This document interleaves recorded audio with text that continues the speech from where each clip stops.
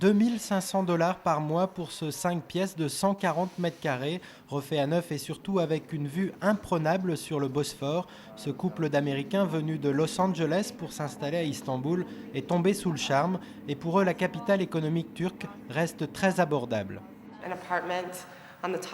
Un appartement comme ça au dernier étage avec cette vue, 3 chambres, mon Dieu. Au moins 2 fois plus. Ah oui, j'allais dire $100 000. Et pourtant, depuis quelques années, les prix de l'immobilier à la location comme à l'achat explosent à Istanbul.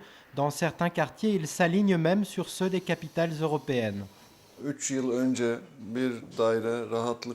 Il y a 3 ans, vous pouviez facilement acheter un appartement pour $100 000. Mais aujourd'hui, les prix ont triplé. Et ce même appartement se paie désormais autour de 300 000, $350 000.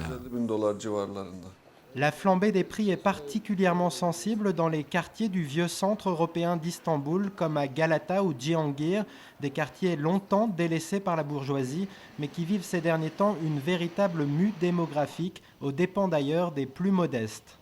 On a depuis maintenant une dizaine d'années l'installation soit d'étrangers, qui sont des moteurs de la gentrification, soit de Turcs qui ont vécu à l'étranger, qui ont vécu aux États-Unis, en Angleterre, etc., soit de couples mixtes.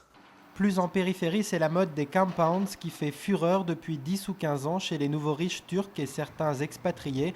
Dans ces cités fermées et gardées 24 heures sur 24, les loyers se sont aussi envolés ces dernières années. Life is very expensive here. That's why just rich people. Vivre ici revient très cher. C'est seulement réservé aux riches. Dans ce coin d'Istanbul, les appartements tournent autour de $5 000 par mois.